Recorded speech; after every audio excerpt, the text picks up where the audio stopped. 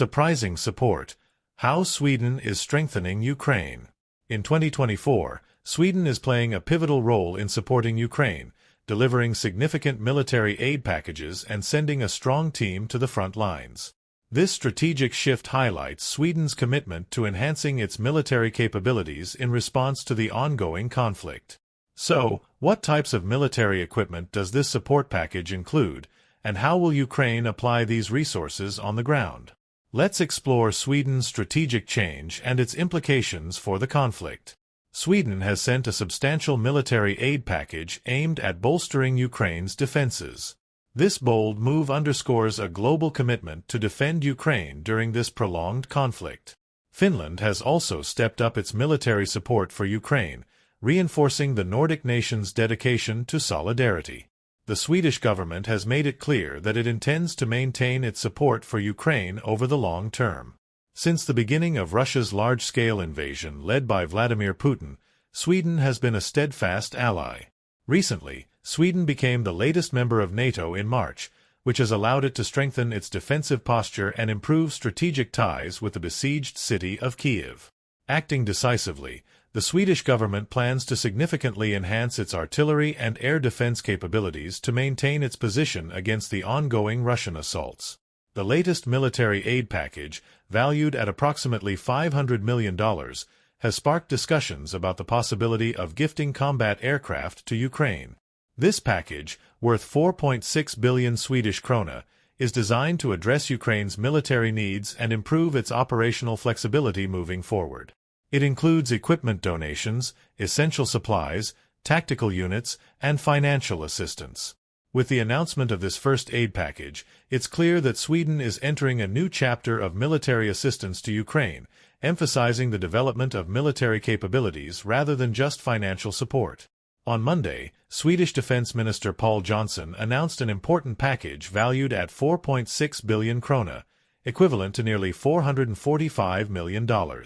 This funding will improve defensive capabilities by procuring combat boots, missiles, infantry fighting vehicles, and camouflage equipment. This strategic choice aims to increase operational availability and ensure that soldiers are prepared to face any challenges. Half of the funding is designated for the production of Sweden's modern Gripen fighters, and Stockholm has indicated that the decision on their transfer is still pending. Sweden intends to retain its older Gripen models during the modernization process, allowing for the potential transfer of aircraft to Kyiv in the future.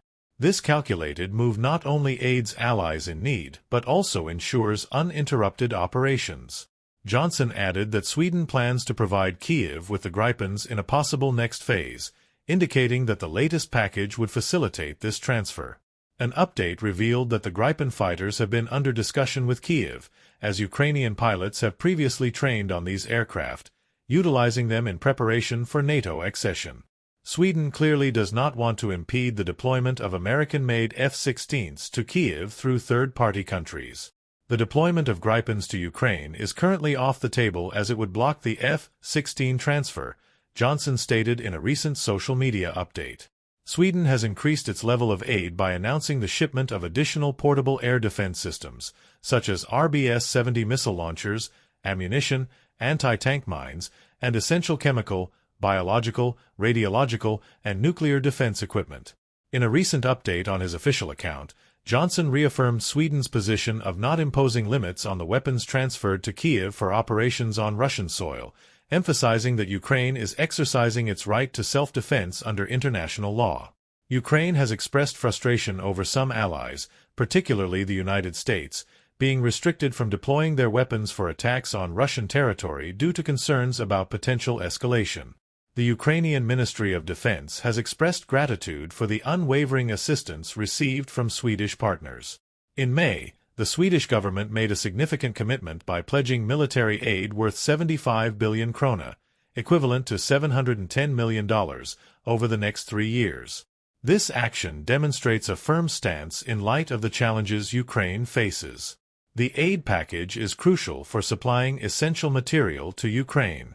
The Ukrainian government has made it clear that it requires anti-tank cannons and mines to enhance its ability to combat Russian mechanized forces. The aid package includes various anti-tank cannons, recoilless rifles, and anti-tank mines, all geared toward improving ground capabilities. An additional 500 million krona worth of equipment will be transferred to bolster naval capabilities, including 6 combat boats and 2 launcher trailers, enhancing operational availability at sea. Today, Ukraine faces an unprecedented demand for small flying drones, prompting the administration to increase the budget for equipping Ukraine's armed forces in this vital area, totaling nearly 700 million krona in 2024. This package of aid is expected to contribute financially to various multilateral institutions and initiatives. Since the start of Russia's large-scale invasion in February 2022, Sweden has provided military assistance valued at 48.1 billion krona, in addition to the 17th aid package. Sweden took a major step forward in 2024 by granting Ukraine 25 billion krona in military aid. One of the boldest statements came from Karel Rika, the head of the Czech Armed Forces General Staff, who declared that it is time for Western countries to authorize the Ukrainian military to use long-range missiles against targets in Russia. This call to action has the potential to change the battlefield dynamics, emphasizing that Ukrainians should not fight with one hand tied behind their back. The general highlighted that Russia has a significant advantage in this area, as the Russian government continues to elevate threats of escalation while demonstrating its willingness to launch missiles against Ukrainian cities. However, Ukrainian forces are launching attacks from Russian air bases that are within range of modern weaponry, even if they cannot intercept the aircraft targeting both hostile forces and critical civilian infrastructure. If Ukrainians were to launch an attack on Russian territory, it would be entirely justified, Rika asserted. The situation in the Kursk region has shown some Western leaders that they should not fear escalation and red lines, as Russians continue to distort nuclear weapons, the expert noted. However, nothing occurred when Ukrainians seized an entire region during the Kursk crisis. Ukrainian Foreign Minister Dmytro Kuleba has indicated that international law grants Ukraine the authority to strike legitimate military targets situated in Russian territory strategically located along NATO's northern front. With Finland's membership in the alliance, NATO Eurofighter jets have successfully completed their first flight to the Russian border, marking a historic event in our ongoing commitment to collective defense and preparedness in the region.